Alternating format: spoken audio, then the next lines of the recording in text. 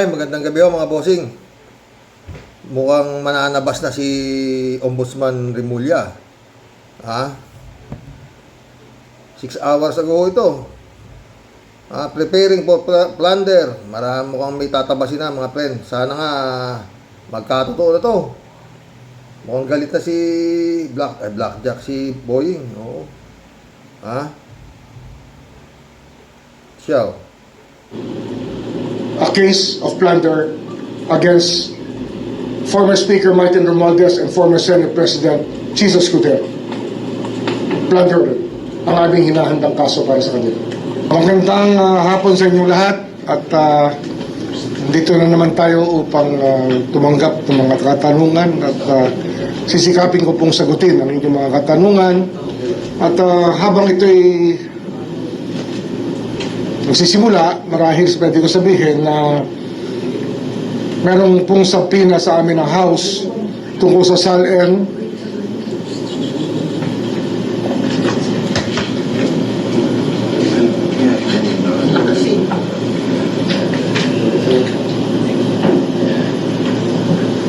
Meron pa?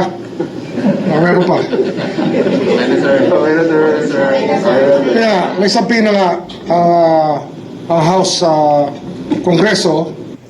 Gaano na raw ng plunder case kay Romualdez at saka kay Jesus Escudero. Sana. Pati Adeli, tuloy. At ito po yung tinanggap namin at bibigay namin ang SALN ni VP Sara. Kami po ay may sabina rin na binibigay sa House tungkol po sa SALN. Yes, sir. SALN ng isa sa mga empleyado ng Congress. Ngunit ayaw po tanggapin ng Congress ang sabina na aming ipinapadala, ayaw tanggapin na sa... So, pwede ba yung ayaw tanggapin ng Congress? Bakit? Ombudsman, tapos hindi tanggapin ng Congress, di ba mga friend? Nagagalit si Ombudsman, timo. Security, ano ito? Public notice lang po.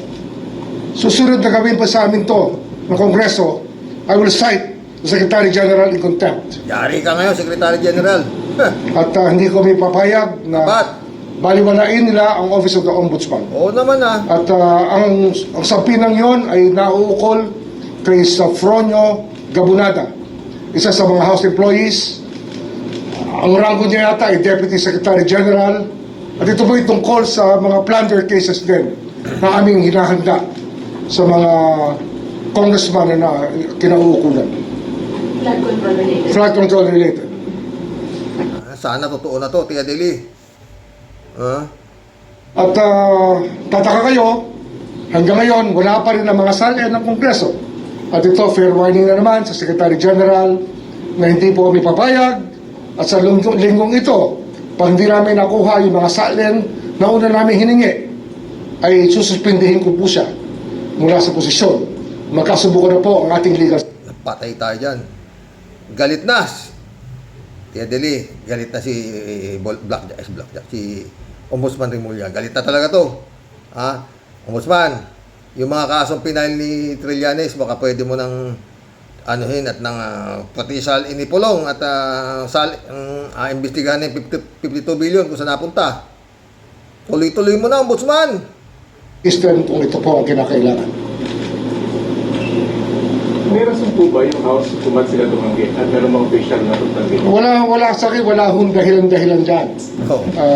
Kung gusto may paraan, kung ayaw may dahilan. Nalinti ka na. Tama naman si Ombudsman, di ba? Walang dahilan. Sekjen. Kung gusto may paraan, kung may dahilan, hindi pwede yan. Hindi pa pwede talaga yan. Tuluyan mo na yan, si Ombudsman Remulla. Tuloy mo na yan, gigil mo na yan. Ngunit hindi kami pumapayag sa kahit ano pang dahilan sapagkat sa sabina ng Ombudsman ay sabina po ng batas. Sir, itong sabina po for Sofroyo ay para ibigay po si Mr. Sofroyo Gabunada. Sa inyo yung mga sali, isang congressman lang po or multiple individuals po? SALN niya mismo. Ay, Sofroyo. Siya po yung aming inimbestigahan din dito sa Office of the Ombudsman. Sabay mo na rin, Ombudsman, yung SALN ng mga taga-Comelec. Naku. I-lifestyle check na dapat yan, mga taga-Comelec na yan, sa totoo lang, ha? Absuelto na absuelto, ha? So, sir, itong nireklamo niyo po parang hindi po nire-recognize yung subpoena. Concerning Sofronio Lagunada. Yes, hindi, pero ang Secretary General kasi matagal nang umiiwas na ibigay sa amin ang nire-request namin mga SALN. Hindi pwede yun. At ito po ay magkakaroon tayo ng medyo problema sapagkat ito po yung tungkulin nila sumunod sa kautusan ng Ombudsman. Tungkulin po nila yan. Kaya ngayon, ang sasabihin ko na sa publiko, Hindi pwede yun. Ombudsman, sinusubukan kanila. Tuluyan mo na yan. lahat po ng congressman, hinihingi po namin na SALN Yun! ng 10 taon at kung gaano katagal man sila sa Kongreso. At lahat po ng Tia Deli, bilib na ako talaga dito sa kama taga Cavite. ang Secretary General at na nakaraan mula sa 10 taon na hanggang sa mga Deputy Secretary Generals, hinihingi rin po namin ang kanilang mga SALN. Bibigyan pa namin sa Pinas sila bukas at sana huwag silang magkakamaling huminti sapagkat hindi po kami papayag na hindi sila mag-comply sa aming kautusan.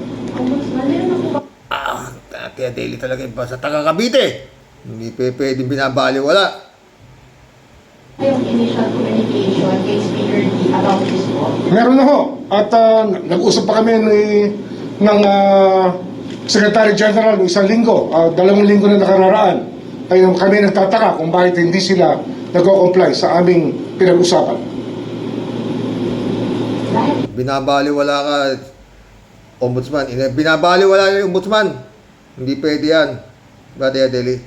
Sa nangyari, Ombudsman, haharap po ba kayo sa impeachment proceedings?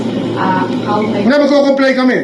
Basta katungkulin namin, mag-comply kami. Ang hinihingi namin sa kanila, yung kanilang tungkulin sa taong bayan, na bigyan sa amin ng impormasyon, ay kanilang ibigay. Sir, yung subpoena po kasi is asking you to come in person on April 14 to submit the silence of the Vice President. So, does Yung custodian ng SALN na magdadala. hindi po kayo personal? Hindi ako personally. Hindi naman ako may hawak diyan, kundi yung officer na may hawak mismo ang magdadala pagkat siya po ang may personal knowledge tungkol sa bagay-bagay na kanilang hinihingi. Ombudsman, may naisip ba kayong reason kung bakit ayaw i-provide ng ibang lawmakers yung SALN nila? Hindi ko naintindihan kasi ang batas ay batas. Dapat sumunod sila. Tama. Huwag din sasabihin separate branch of government. Yung Martires kasi makulit Ombudsman Dapat hanapin na rin yung salin ng Martires na yun. Oo, at tignan yung lifestyle check noon. Yung dating Ombudsman. Di ba? Yan ang nanggago ng salin yung Martires O, di ba?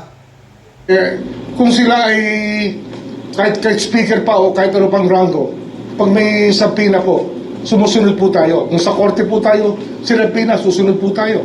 Kung sa ombudsman tayo sinabpina, susunod po tayo. Yan po ang nasasabi ng ang batas na nilikha upang bigyan ng poder ang Office of the Ombudsman. Yan ang Ombudsman.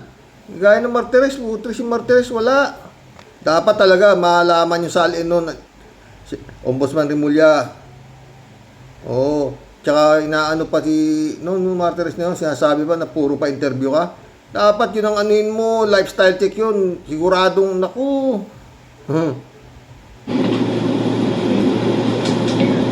Sir, separate topic lang, pero flood control pa. Sir, kasi may copy ko ako nitong information about yung request ko ng Ombudsman sa preventive full departure order for the young brothers. This was granted by the court. Nakalagay po kasi dito sa request nyo, you cited na the court.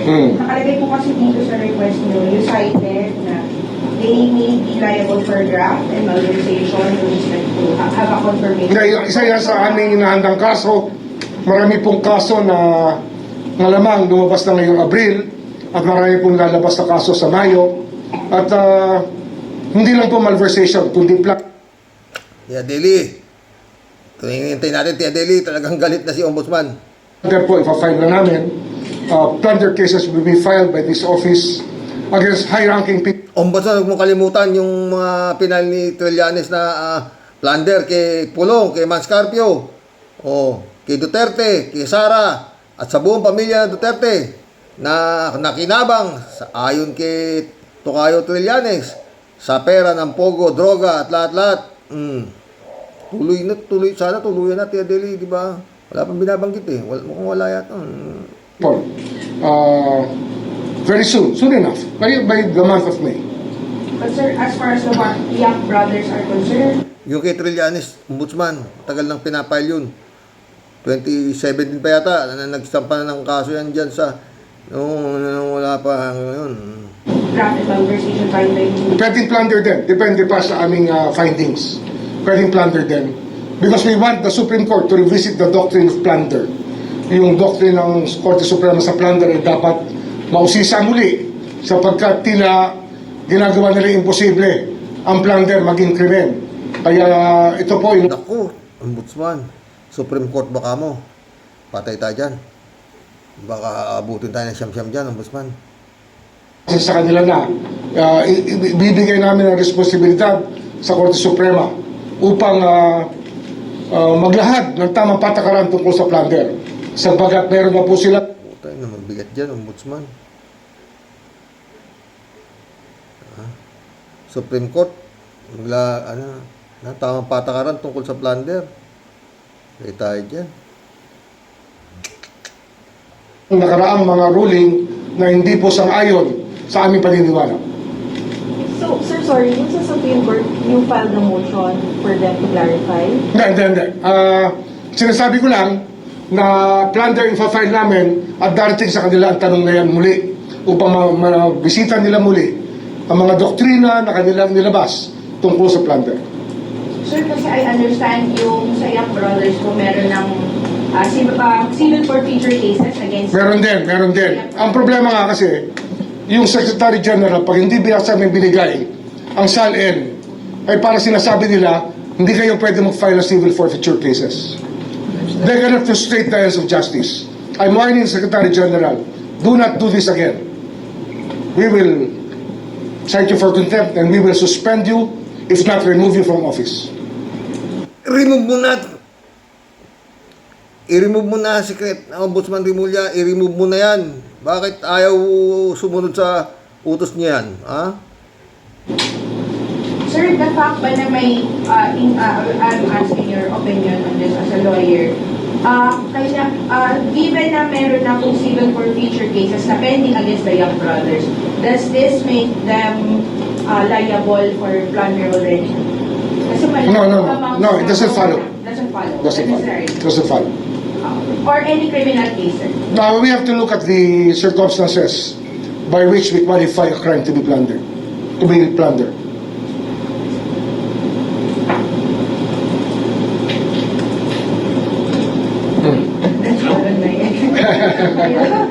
Anyway, in the same light, I'd like to say that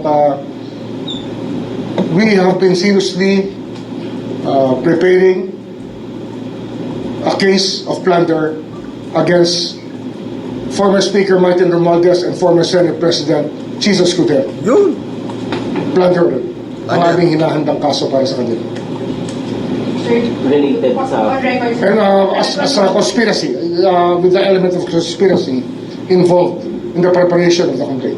How soon po ito? Well, within the month of May, we're just tying up many things that Yun ang problema. Nagtanong na yung media, how soon ito? Yun ano. Ano sabi? have to be there for us to make a case out of it.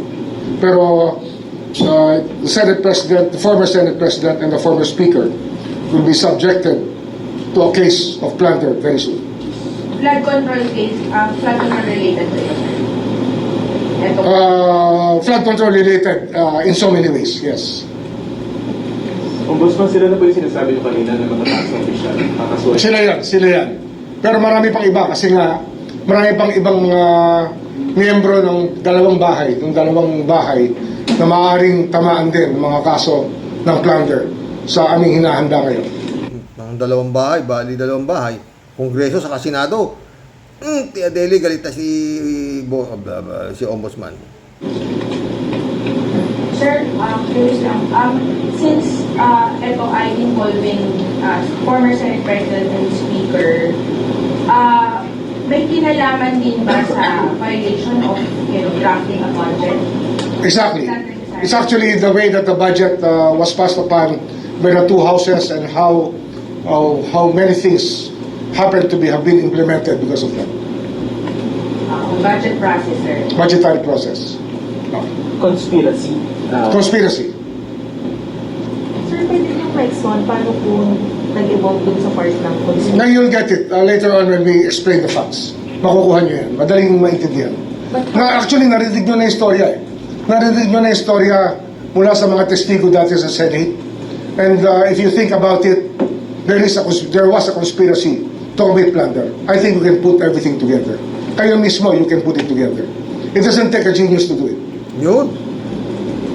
Oo. Alam mo? Hindi kailangan ng genius para maipag-put in together. Di ba? Totoo yan. Ombudsman Rimulya. Kaya, hindi naman siguro kailangan nga ng matalino para itong si Sara,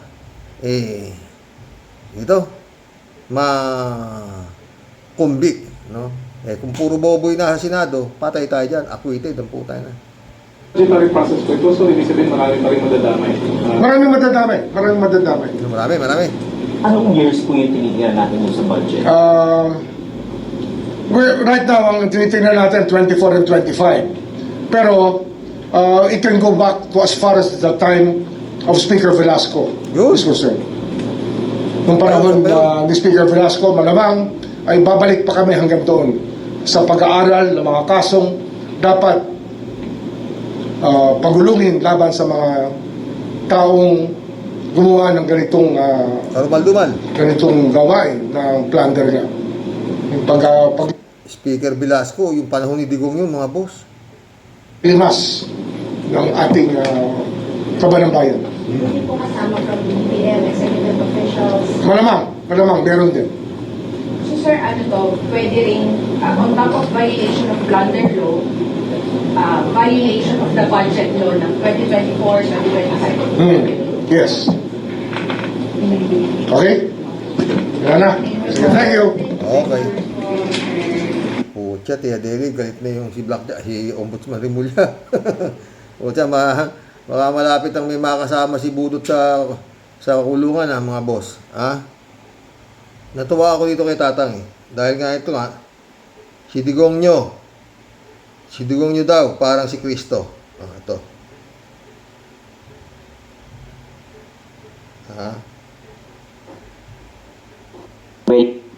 Si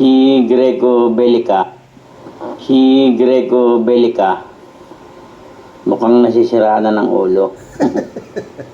Ibiruin nyo naman, si Digong inihaling tulad kay Kristo. Sira ulo nga, di ba? Yun daw nangyari kay Digong parang nangyari kay Kristo na inaresto na wala namang kasalanan, na gumawa daw ng mabuti, siya pa ang masama. Baliwang halap, hayop. Baliw, Si Digong gumawa ng mabuti. Oo, yan nga eh. Anong mabuti ginawa ni Digong? Si Digong walang kasalanan na inaresto ka. Alam mo yung si Greco Bellica, mukhang sa dami ng nahilo rin eh. No, Tang? Nahilo rin. Sino ba ito? Virgo Kabantog yun. Sisiraan talaga ng ulo tong halos lahat naman dumikit kay Digong eh. Naggaganyan. O sila Panelo, o Harry Roque, lahat na baliw eh. Eto si Buangson, mukhang ganun din ang punta eh. Basta dumikit ka sa impyerno, kay Satanas, yan ang mangyayari sa'yo. Pero paldo ka naman. Paldo. Bandang uli, yan. Kaya yung nangyayari, mga friend. Diba? Sino ba nagpahamak ngayon kay Digong? Itong si Madriaga. Itong si Garma. Si Garma. Diba? Yung mga naging chipay pa niya. Diba? So, si Las Cañas, Motabato, puro mga tauhan niya yan, di ba? Oh. Kung yung Panginoong Jesucristo nga, puro mabuti na ginawa, meron pang Judas na dumating, lumabas. Ito pang mga to. Oh. Pag napakinabangan ka ni Digong, liligpit ka na eh. Papatayin ka na lang eh. Pag marami ka nang alam eh. Kaya siguro si Madriaga lumabas na rin. Ganon din to si Motabato, Las Cañas. Oh. Titirahin na sila eh. Naaamoy na nila yung galaw eh. O puta na, di ilaba. Sabi namin, o di ba? Tuloy tang. Mukhang nababaliw ka na. Baliw na talaga yan si ano. Asa po? Daming pinatay ni Duterte, ni Digongyo. Daming pinapatay, sabihin mong inarestong walang kasalanan. Kaya nga eh. Ano ka, sira ulo? Sira talaga, tang, sira. Yan si Siguro, daming naging pera nito kay Duterte. No? Yun! Siguro naging bilyonaryo din to, kaya ganito na lang ka. Malamang tang. Ombudsman, baka pwede mo na rin hanapin itong salin itong mga nadikit dito kay Digong nyo. Siguradong puro bilyonaryo to. Yan, sila, namumukadkad, namamayagpag pa ito si Bongo. Lahat yan, puro multi-billionaire yan sigurado.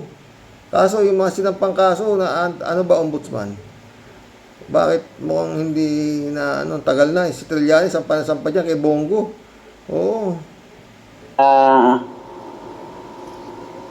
Kasira ulo. Sira talaga. Talagang yung pera nakakabuwang yan. Tama ka dyan. Oh, yung pera nakakabuwang. Oh. Ang dami nang nabuwang, di ba? Oh. Yung pamilya ng Duterte, puro nabuwang na. Hindi na alam kung paano nila ngayon ipagtatanggol yung pera, di ba? Oh. Kumuha ng 16 na bugado tong si Sayad. 16 plus yung sila Turon, 5. 21. Kung wala ka kasalanan, ba't kukuha sa tambak na bugado? Doon lang, simpleng-simple na, di ba mga friend? Oh. Wala ka kasalanan, ba't kukuha ng katakot-takot na bugado para ka ipagtanggol? Oh. Hindi mo kailangan, sabi nga ni Secretary Bublia, hindi mo kailangan na maraming utak dyan para malaman mo na talagang itong si Sayad, talagang magnanakaw. Tuloy tang. Lapit na matapos eh. Langya talaga. No? Siguro kung buhay tatay mo, baka binatukan ka nun. Alam nyo, masarap sa pakiramdam. Tignan mo kung paano maglubid itong si Sayad, no? Pwede niya. Napansin ko na yung gobyerno hindi sila seryoso sa anti-corruption program nila. Kasi Oo, kung seryoso yan, baka nakakulong ng matagal yung tatay mo noon pa eh. Pinababayaan lang kayo eh. Oh. Ngayon, hindi na. Kaya huwag ka nang magdrama-drama. kung makikita mo, pinakita natin, diba, na yung impeachment ko, lahat yung ebidensya na yon, sila lang ang kumuha, sila lang ang gumawa, sila lang ang nagsabi. Ha? Yung impeachment daw niya, sila lang ang gumawa. Wala kang ginawa. Ba't ka kukuha ng 21 abogado? Abogado ka naman, di pagtanggol mo sarili mo. Tanga na lang talaga naniniwala rito, di ba, Panelo? Mali ito. Pero pagdating dito sa kabila, sa mali-maletang pera, o tinawag nila na basura, walang in aid of Panahon pa nung tatay mo yung mga mali-maleta na yan, merong vlog to eh, na nagsabi na nung kakaupo pa lang yung mali-maleta na yan, noon pa yan, kakaupo pa lang namin meron na yan. Siya mismo nagsabi, tinalakay ni Auntie Claire eh. Oo, di ba? Sinabi niya yun, nahanap ko, wala eh. legislation doon. Si Zaldico, on his own, nagsalita siya. Ito yung nalalaman ko. Si Gutesa, nagsalita siya. Ito yung alam ko. Ito, Puro ano na yan eh. Puro galing sa inyo yan eh. Sila Zaldico, sila Gutesa na yan eh. Oh. 18 na dating security personnel ni Zaldico na ordinaryong mamamayan, walang kapangyarihan, alam niyang kakasuhan siya, alam niyang habulin siya, alam niyang papahirapan pamilya niya, alam niyang posible siyang patayin. nagsabi ng kanilang nalalaman. Hindi ko kilala to ha. Walang makakapagsabi dyan sa kanila na kinausap ko sila. Tumigil ka niyang sayad. Wala nang naniniwala sa'yo. Lalabas ba yung 18 na yan kung walang nagpapaano dyan? Eh di sana nung pa lumitaw yan. Di ba mga boss? Yung 18 marino na yan. Bakit ngayon lang lumilitaw yan? Oh. Simpleng, hindi naman masyado maraming utak eh. Biglang ngayon, kung kailan ka ini-impeach, maraming lumalabas na mga ganyan. Oh, di ba? Para ma-delay yung mo, parang diversionary tactic niya. Ako, hindi mo makalusot. Oh. O nakita ko sila or kinita ko sila. Kahit man yung mga kasama nila, yung abogado. Walang makakapagsabi dyan sa kanila na kung ano yung ginagawa nila. Ito, mga ordinaryong tao na nagsabi, ito yung alam namin sa korupsyon eh. Pero makikita niyo, Tumigil ka, sayad. Si Madriaga nga, dinadalaw mo sa kulungan niya eh. Pinapapatay niyo pa eh. Oh, di ba? Wala na talaga to. Maniniwala lang dito talaga, ungas. sobrang tahimik ng gobyerno. Wala man lang silang, we take this seriously and we will look into the allegations, we will check the documents, we will look into the photos. If these are real, walang ganun. Ang lumalabas lang, ay naku, mga dishonorably discharged yan. Eh siyempre, kailangan ng paniwalaan agad, sayad. Yung sinasabi ng 18 marino na yun. Siyempre, aalamin muna yung pagkatao nun. Kagaya na sa tatay mo, pati mga preso, pinaniwalaan. Kaya nakulong si Dilima. Siyempre, yan nag-aakusa na yan, 18 na yan. Titignan muna nga yan kung credible yung sinasabi niyan. Gusto mo, paniwalaan na agad yan. Yung lilabas na nila Mike Defensor na 18 marino. Naku, sayad. Wala na. Ay naku, pakawala yan ng mga Duterte. Ay naku, si Zaldi ko ba pakawala namin? Eh, kailan pa ba yung saldi ko? Panahon pa ng tatay mo si saldi ko? Anong saldi ko kakawala ninyo? Eh si Zaldi ko kasama nila yun, diba? Hindi ah. Siya yung Shiminet, diba? Sa kanya galing yun. Yung Shiminet. Kay Zaldi galing yun, against me. Pakawala ba namin yan? Si Guteza. Alam niyo yung saldi ko, nag-ano siya eh. Siguro, baka akala niya na masasama pa siya sa hukay dito. Kaya yung saldi ko, kumbaga sa parang tinabla na siya. Tinabla na siya nung saldi ko. Kasi parang talagang laglag na ito eh. Pero malaki nabang din si saldi ko nung panahon ni Digong. Malamang yan. Ano mo nakakilala dun sa kanya? Paano naging pakawala namin? So, sa mga ganon, kapag tinatamaan si Martin Romualdez, si BBM, yung administrasyon, kung sino man yung mga tumanggap ng mali-malitang pera, hindi nila sineseryoso. Iniisang tabi nila. Kakasuhan na ni Ombudsman Rimulya, yan si Saldico, Chis Escudero, yan si Romualdez, di ba? Huwag ka nga harapin mo yung ka nang tuturo. Sineset aside nila na para bang baliwala. Ang ginagawa nila, inaatake nila yung notaryo, inaatake nila yung kung sino yung tao, hindi man lang nila binabanggit yung sinabi ng tao. Meron ba itong katotohanan? Dahil 18 na ito na nagsasabi, ginawa namin ito. Naghatid kami ng pera sa mga taong ito. Wala, tahimik. So makikita mo, seryoso ba talaga ang gobyerno sa anti-corruption? Hindi. Kung nasaktan ka... Basta, ilang araw na lang mga friend. 14 na. Tignan natin kung paano mangyayari, no? Laharap daw yata si Madriaga o... Basta paulit-ulit. Pag si Sayad nakatakbong presidente, para ho tayong nanood ng pelikulang katatawanan o kababalaghan, no? Mag-collab na po tayo. Adelia Kuriyama, shout out. Maricel Chen, shout out. Good evening, good evening. Lisa de la Cruz, nakakilabot, alam ba niya, pinagsasabi niya, ipasok na sa mental. Malala na yun si Greco Bellica, malala. Roland Bugarin, shoutout. Lusaw na ang utak ng taong yan. Wala na sa sariling pag-iisip. Wala na sa sariling pag-iisip yan. Biruin mong ihahalin tulad daw yung digong nyo kay Jesus. Baliw ang Bellica. Bellica na yan.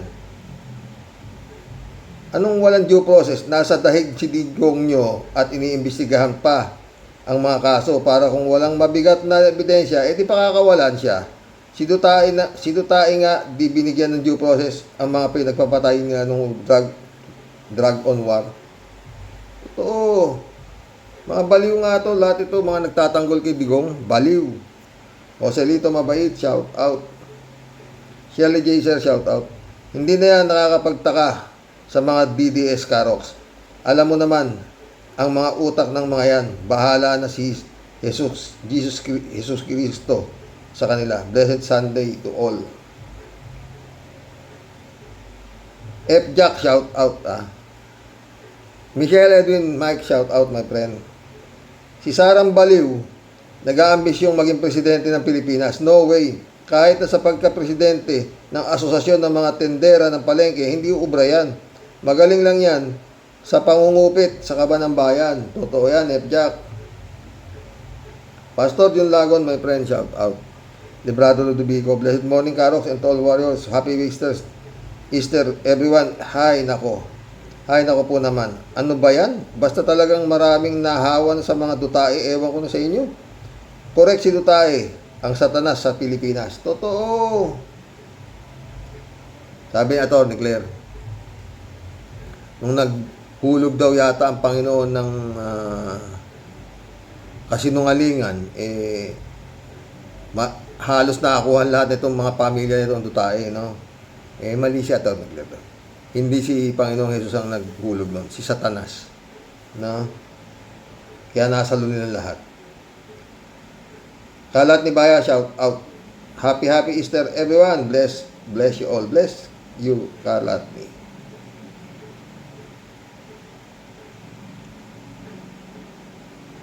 Kalat niyo.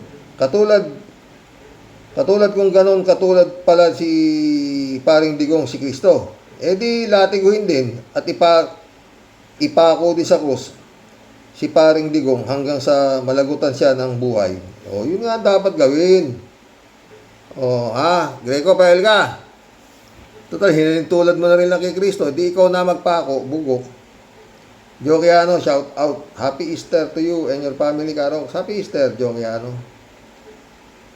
Claudio Lailon, shout out. May mga pamilya naman ito at may mga asawa at anak. Hindi ba tinuturuan nila na mali ang ginagawa niyang padre di pamilya nila? Ibig sabihin, konsinti rin sa loob ng tahanan nila. Ganito rin sa loob ng tahanan nila, di ba? Mary Lebron, shout out. Jane Labayna, my friend, shout out. Si Rox, first happy Happy Resurrection Day, you all, my mga Rocky Warriors. Pangalawa, di naman totoong pastor yan si Bellica na yan. Inabuso nila ang title ng pastor. Di na nila ginalang. Hindi ko mo pastor, totoo at Biblia ang tinuturo. Ang totoong pastor, panig kay Jesus o kampi kay Jesus. Si Jesus mismo ang may sabi, ang di panig sa atin ay hindi sa atin. Kampi si Bellica sa murderer. Ang lumait sa Diyos at walang habas kung pumatay. Hinulog sa helicopter ang isang lalaki. Dapat bang tawagin pastor yan? Sila ang mga tinatawag ng mga bulaang pastor. Totoo yan. Ang problema nga, friend Jane, yung katangahan ng tao, puta. Diyos ko. Friend Jane ulit. Si Rox, yung ikumpara si Digong kay Jesus ay isang kalapastanganan. Si Jesus namatay sa krus para tubusin tayo sa ating mga kasalanan. Si Gongdi, pumapatay ng tao, nakakapanghilakbot ito si Bellica. Sa bagay, kampon sila ng kadiliman. Di ba? Kampo ng demonyo si Belica. Jane Labay na ulit, oh. Si Rox, maaring tama ka. Maaring tama ka na ngayon pa lang yari na ang balota. Tapos na ang eleksyon. Posible yan, pero kahit pa nabili na ng China ang eleksyon, sabi ko nga, pag si Lord ang umaksyon, yung voting machine ay masisira, malfunction at hindi magiging presidente si Sara. Hindi lang yan, marami pang mangyayari na di natin alam. Ang Diyos ay di natutulog. Totoo yan, friend. Niniwala ako sa dyan, 100%. No? 100%. Ha? Tsaka pag yan friend Jane, maniwala ka. Pag yan ay nakapag-file ng candidacy, napakalaking katangahan, kademonyohan, kainutilan ang nangyari dito sa impeachment nito. Mga senador, sana putang ina, magkaroon kayo ng konsensya sa taong bayan, hindi dyan kay Digong. Mga ulupong. David Ali Mendoza ulit. Happy Easter po, Karox. Kalapastanganan na po sa ating Panginoon Diyos ang pagkumpara sa isang mamatay tao kay Kristo. Wala nang tamang pag-iisip itong si Belica. Wala na talaga. Lahat naman ng ni Digong, puro wala sa tamang pag-iisip eh. Friend Shervin Sapeda, shout out. Christian Sen, July 7, Alcantara. Annalisa Apolinar, shout out sa inyo mga friend, ha. Katipunera po ng Cavite, muli po ay bumabati ng may ngiti sa Rox at sa buong team Rocky Warriors the Great. Masasabi ko lang po sa topic ko po today, Sir Rox, di ko po talaga alam bakit halos mag-alahudas Herodes po ang mga yawang buraot para lang po sa pagtatanggol sa kanilang poong, kahit po magmistula po silang mga lintang gutom at dayok-dok sa kasisipsip ng tuyot na dugo ng halimaw nilang reyna. Talaga lang po, Sir Rox, iba ang nagagawa po ng sobrang gahaman sa kwarta. Tinabi mo pa, yan lang naman po ang dahilan kung bakit puro po sila mga nawawala na sa mga kanilang mga katinuan sa pag-iisip. Naku, ewan ko nga ba sa inyo, mga Judas, Barabas, Cestas. Dapat talaga sa inyo, bitayin na lang lahat o kaya silya elektrika nang mawala na ang mga salot na nagpapahirap sa ating mga mamamayan, mga leche, mga kulukotoy, pwisit, kinam. Alam mo, Tia Delica, ha? Dapat itong pag napatunayang mga magnanakaw, i-firing squad itong mga Narilo Pabianak, shout out, ha? Grabe na itong mga panig ni Duterte. Di na sila kinilabutan. Ibig sabihin, wala silang panahon magnilay-nilay. Wala. Hindi na alam. At hindi nila mauunawa ng ginawa ni Duterte sa ating bayan. Yun lang murahin at laitin ng Panginoon. Isang walang kapatawaran na pagkakasala ang ginawa niya. Kaya ako nang maririnig ko yung nagmura sa publiko, I'm sure di siya iboboto kung noong panahon na yun. Good nun po tayo sa mga ka-warriors. Ha? Jojo, Tol, shout out. Good PM, Tol. Ganda ng basketball shirt mo. Ang kapatid. Hindi, kay Chris. Eddie Luna, shout out, my friend. Hi, Karox, magandang araw sa'yo. At sa inyo dyan, walang iya talaga itong si Belica. Belica na yan, hindi ko na pinanunood dyan. Nayayabangan ako dyan. Akalain mong ihambing si Tutay kay Jesus. Si Jesus, tumatanggap ng pahirap para sa tao, mabuhay at natubos sa kasalanan. Itong matandang Duterte, ang mga tao pinagpapatay para mabuhay. Siya nang mahigit pasahari. Tanga talaga Belica na yan. Si Jesus walang kapantay. Kaya huwag ninyang ihantulad. Mabuhay ka, Karox. Happy Easter. Happy Easter, Eddie Luna. Eddie Luna ulit, oh.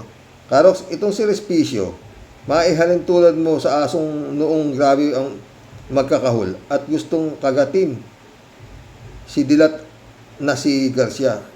Sa takot ni Garcia, na siguradong malapit na siyang makakagat, Kaya ginawa ni Garcia ang asong mangangagat at araw-gabi ay kahul ng kahul, umaalulong pa. Hinagisan ni Garcia ng special na buto. Ayun, tahimik na ang aso. Di na kumakahol at siguradong maamo na kay Garcia. Yun nga, di ba? Baka ganun nga. Kasi hindi ako niniwala sa mga, kung ganitong klase kandidato, paano mo iboboto na, hindi naman mga siraulo yung taga-Reyna Mercedes eh, para iboto itong ganitong klase. No? Eddie Luna, hello Karox, huwag mo nang kalimutan ibigay sa akin ang size ng t-shirt mo, nag-uumpisa na akong bumili ng pasalubong ko sa iyo. Large nga, large. Eddie Luna ulit to. Okay ka Karox, nasabi mo na large size mo. Di ako nagkamali, large una kong binili pero dadagdagan ko pa. Kung sakali hindi tayo magkita ng personal, baka busy ka. Pa LBC ko. Salamat, friend. Pero pilitin kong magkita tayo ng personal. Oo. Eddie Luna ulit. Karox, okay large sabi mo. Natanong ko uli isang comment ko. Pasensya na. Get ko. God bless. Karox. God bless, Eddie Luna. Annalyn Flores, shoutout. Ang tagal ko nang hindi kayo napapanood. Baka matagal ka nang hindi nanonood. Oo, baka yung Mr. Sa Totoo Lang. Ito, Mr. Sa Totoo Lang 2 ito eh. Nung panahon ni Kulaong siguro yung napapanood mo ko. Tapos nabura yung channel na yun. Kaya naggawa ko ng panibagong channel. Kaya ngayon lang kita nakita ulit, Annalyn Flores. Welcome to the club ulit, ha? Friend Dolor Gracia, I'm Bingson. Emans Kalananak, shout out ha. Christian Cheng. May tawag dito. Brother Eli Asisio, shout out. Mission accomplished. Hanggang bukas po muli. Antok na ako, mga boss. Good night. God bless. May baka manonood pa kay Atty. Claire. Meron naman. Dami sipag na Atty. Claire mag-vlog. Oo. Ang galing niya. Nahimay niya pati itong si Belica. Nasusok. God bless mga friend. Good night.